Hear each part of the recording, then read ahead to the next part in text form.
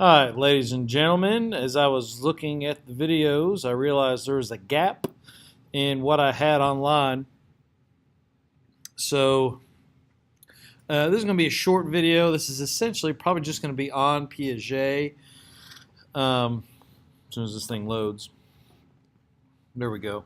So Piaget was a psychologist, cognitive psychologist, and one of the things that Jean Piaget did was he looked at cognitive development, how we kind of developed cognitively as we get older. And he essentially he came up with 4 stages, and we're going to talk about those today. So let me double check something on this computer real quick. Let me move this here just so I can see this.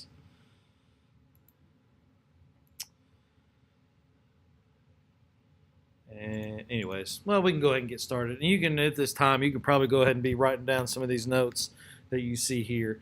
But in cognitive development in general, your Jean Piaget is sort of on the forefront. We learned about Jean Piaget in my Education 101 class, or Education Foundations of Education. I think it was EDU 106 or something like that, maybe 114. I can't remember. But this was one of the first things we learned about in Foundations of Ed because he was very instrumental in development theory and in his stages. So prior to Piaget, most people believed that children knew less as opposed to knowing differently. They figured knowledge was just something you amassed as you got older. Not necessarily that you knew differently.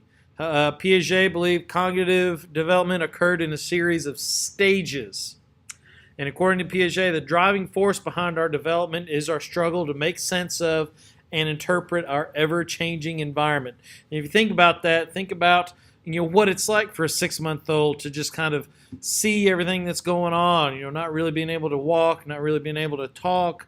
But just trying to make sense of the world as opposed to a 1.5-year-old versus a 3-year-old versus a 5-year-old.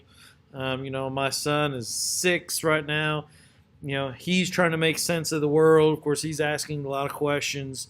So it kind of makes sense to think of development as our struggle and our ability to make sense of the world as we kind of get older. Obviously we're going to learn some things. Other times we're going to realize things and then move on.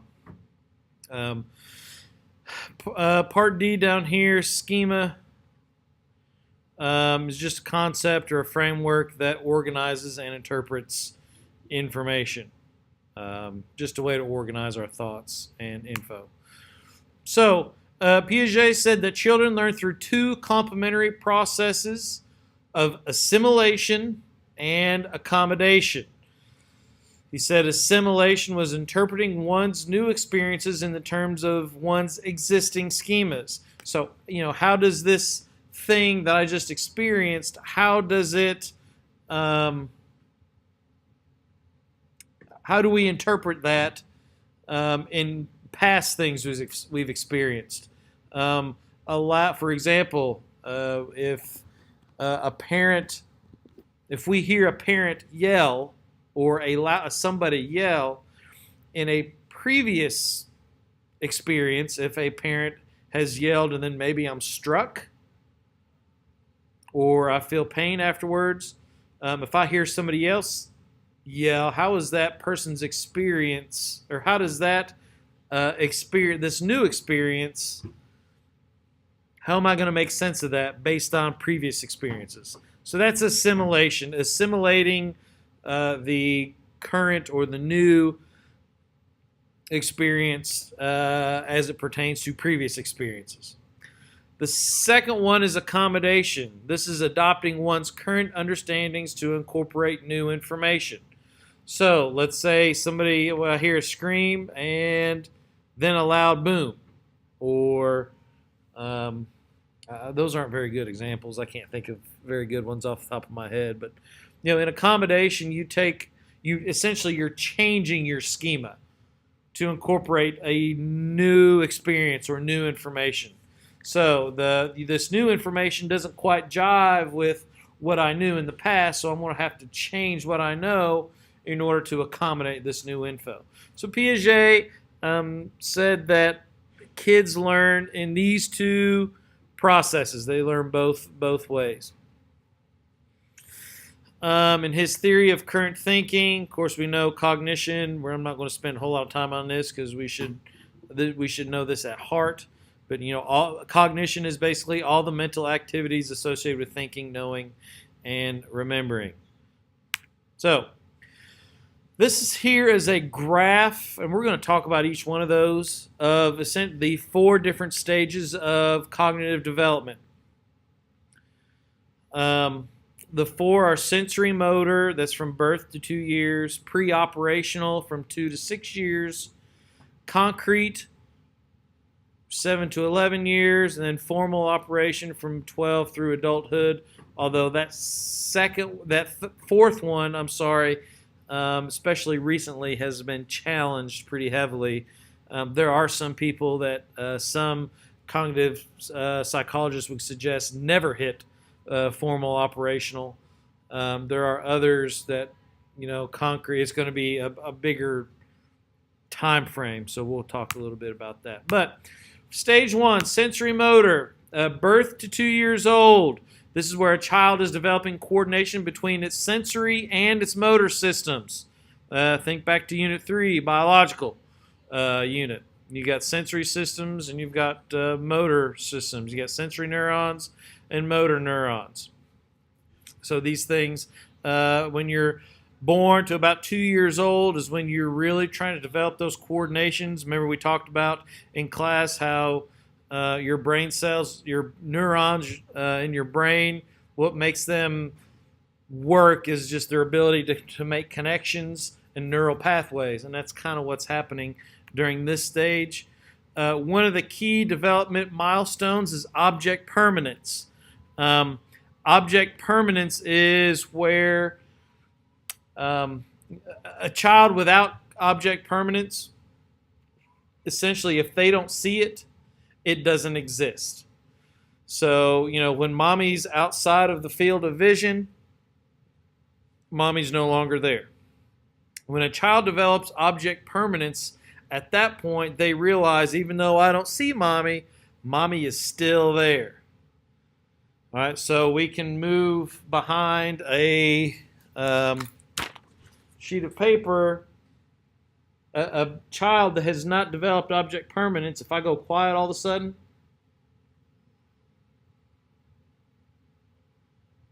I don't exist. But a child with object permanence, even though I'm here, I could be quiet, but I still exist. So that's one of the key developments in sensory motor stage is object permanence. Again, that's kind of what I just talked about. What does infant do if she loses sight of a toy? According to Piaget, she forgets that it ever existed. Object permanence defined a child's realization that an object exists when he or she cannot see it or touch it. At 7 to 12 months is when a child starts to search for a toy. So that's when you start hitting where Piaget believed that's when object permanence starts to come about. Beforehand, if it's taken away, it no longer exists and it forgets that it ever existed, it's not going to look for it. 7 to 12 months, when it's taken away from the field of vision, it starts to look for it, so that's when object permanence has begun. Next thing is the pre-operational stage. This is a stage from about 2 years old to 6 or 7 years, depending on the child, in which child learns to use language but does not yet comprehend the mental operations of concrete logic. You can use language, but it doesn't always make sense, and especially when you're trying to logically think something out. And personally, I'm going to tell you I have a problem with this when it comes to my kids. I forget a lot of times you can't really do A plus B equals A plus, well, you can't do logic with 6 or 7-year-olds. As much as I want to try, they just don't understand it. And one of the signposts of the pre-operational stage is conservation of liquids. This is, and I'll show you an example of this in a moment. I may have to bring up a YouTube video, and I'll go and post it on the class website too. But in conservation of liquid is the principle that properties such as mass, volume, and numbers remain the same despite the changes in the forms of the objects. So, for example, here you've got 2 beakers with the same amount of water in it. Now, somebody with a conservation of liquid, when you turn it over, because there's just going to be less room, that water is going to seem higher. But we know because it's just changing shape. There's no different in volume. Well, it's child that does not have have not hit that conservation child post yet, or signpost yet, will say, hey, no, now there's more liquid in this one, like he is here, because it's higher up. So what I'm going to do right now is bring up, my kids just walked in, bring up my YouTube channel, and I've got a video to show you of actually my 2 kids demonstrating the conservation of liquid.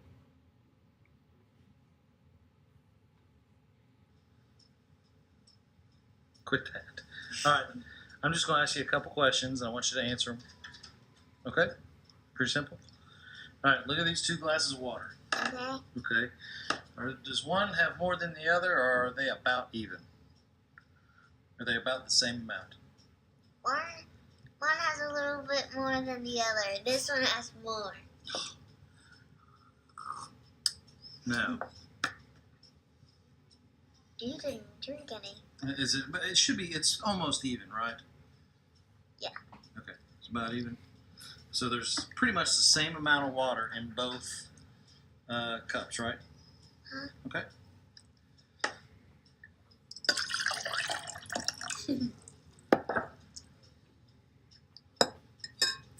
Now. Go ahead, I'm making a video. Now tell me about the water. Is there still the same amount? Actually, Or I don't know is about that. one have more water in it than the other? It's still the same amount because if a cup is really skinny, that means it'll get like the water will go a lot higher, and if the cup is like this, it'll have like a little bit less, but it still has the same amount of water. Okay, that's what I wanted to know. Thank you. You were 8 or 7.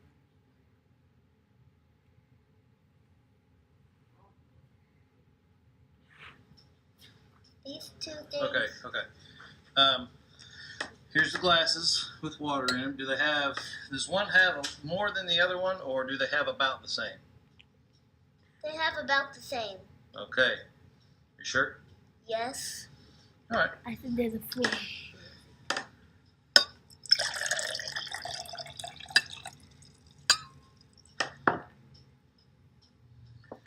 Now, This one has more. does it have more water in it? Yes. It takes the shape. Are you sure? Yes.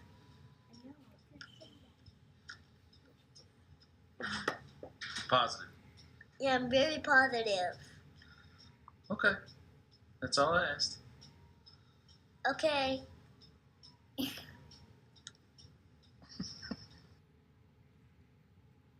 All right, you said you know the answer to that now? What's the answer to that now? Because I'm creating my website. because that Come here. that skinnier cup was the skinniest, so that cup would take the shape, and this one, like, it's really fat. that one was really fat, and this one was really skinny. So the water took the shape of the skinny one, and then that's how it made it. Okay, was taller. there more in one, or did they have the same amount? It had the same amount. All right, how old are you? 6. Okay. So as you can see, within a year, because that was done about a year ago, Zeke has already hit that or made that pre-operational signpost of the conservation of liquid. Okay, you two need to go over there because I'm making a video, and Mommy's getting ready to pick you up and take you to Moorhead. So anyway, sorry about that interruption, but I thought that would be interesting for you to see. The other thing that happens with the pre-operational stage is the use of mental images or symbols to understand things. That takes us to stage 3, which is concrete. This is ages about 7 to 11, and this is at this point the child has now developed skills lacking in the pre-operational stage. And this is the first time a child can use basic logic. Key concepts in here is conservation skills. So at this point, both my kids have hit the conservation of liquid part. So, with Zeke being 7, that could be right on. He's right on target. Decentration and reversibility. They can classify hierarchies. They are less egocentric, and they are less animistic. So that is stage 3. Again, 7 to 11. And then Piaget said that stage 4 is the formal operations, 11 or 12-ish. At this point, the child can now do some abstract thinking. And can use heuristics. Remember in that part in cognitive stage or in the cognitive unit, kid can now use heuristics to solve problems. Does not necessarily have to go through every process. Does not have to use algorithms. In other words, adolescents, that would be you, spend hours contemplating abstract ideas like love, justice, and free will. Usually when you feel that it has been taken away from you, you all are just the way you are, sorry. Children, when given a problem, will use deductive reasoning and logic to solve problems rather than trial and error, and again, that's kind of getting back to they'll use heuristics versus algorithms. Of course, Piaget is not exactly, wasn't always on target. He is seen as one of the leading theorists on this. Of course, there is some criticism.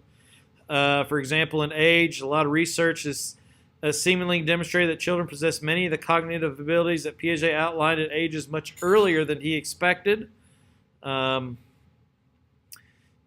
Actually with Zeke, and I knew he would get the conservation of liquid. It was about a month after we did that video where he came to me and it was like a light went off and it said, now he knew right away why the liquid was more in one than the other one. So, and he would have been, just still like 5.5. So that gives credence to what some of these other theorists were saying, that, a lot of these cognitive abilities are much earlier than even he expected. They often improved upon the method of assessing the child reveals their cognitive abilities better, meaning better questions or better tasks helped see where they actually are. In addition, Piaget seemed to have overestimated people's formal operational ability. And this is kind of what I was talking about a little earlier. Some research has suggested that only 1/3 of the population actually reached this stage. Now, I don't know about that. I would say more than 1/3. I would probably say the other way. Probably 1/3 don't reach this stage, but that is a piece of research that is still happening. As it pertains to concepts, some of the concepts are vague, and the stages often show so much overlap. The development is better described as continuous as opposed to in stages. And then the other thing is by focusing, one of the other, issues that people had with Piaget is that by focusing on the child's mistakes, Piaget may have overlooked important abilities that children do possess. An example of this was done by Lev Vygotsky, who was somebody else. If you take EDF 1, well, whatever the Foundations of Ed in college, that you'll learn about Vygotsky. But Vygotsky was a Russian researcher, and he put a lot of emphasis on social interaction. He focused on the role of social interaction and the language on the acquisition of cognitive abilities. So what he did, basically he said children that talk to themselves helps them to control behavior and emotions and to master new skills. So he looks at your ability to talk to yourself, I guess maybe to calm yourself down. We're going to wrap up here in a moment. As I said, this is kind of a shorter video. The idea is a zone, or his idea of zone of proximal development. And this what this is a child may be capable of higher cognitive functioning with the aid of a more able helper. So if you get somebody who is as able or I guess maybe higher than you, that helps you actually get to that level. For example, if you give a young child a puzzle that is above their level, they may struggle to complete it. However, with an adult's guidance, they may be able to complete the same puzzle. So, and it just kind of goes, and that kind of makes sense. Here it is as an image. Here in the red is the essentially beyond the reach at present. But here, this area of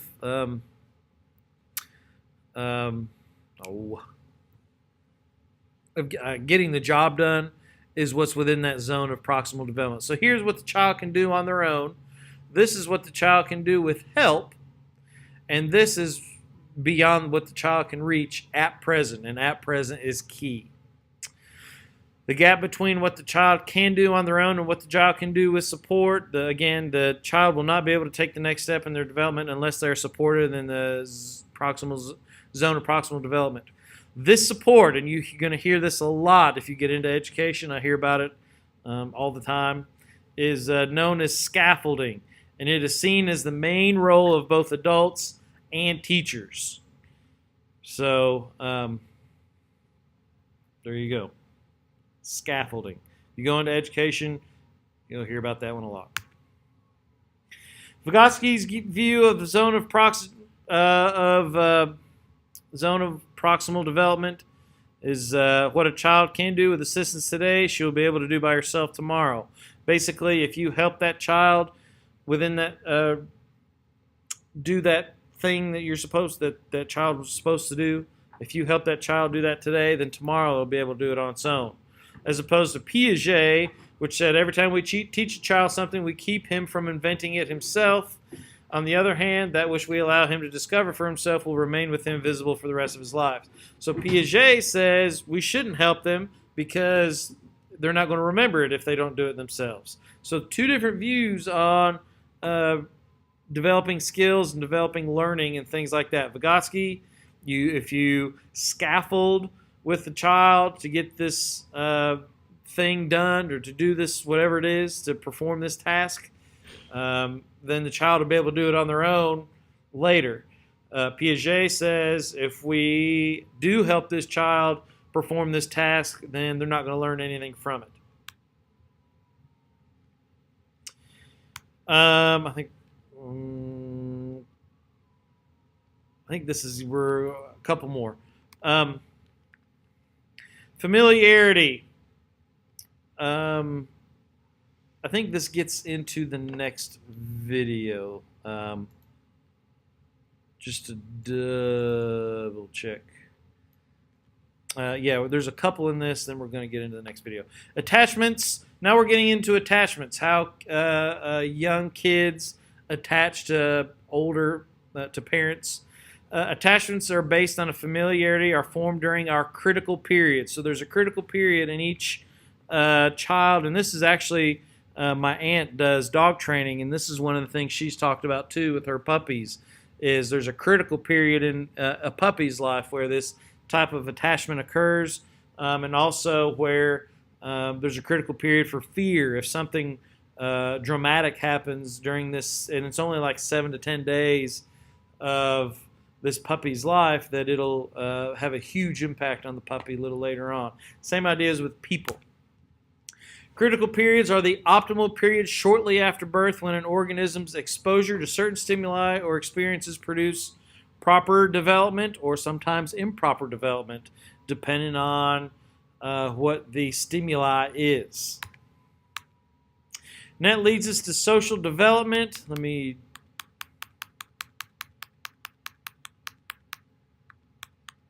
You know what? I'm going to go ahead and end this now. I may back this video up just a hair. So, anyways, I hope you all have a good day, and we'll see you all next time. Peace out.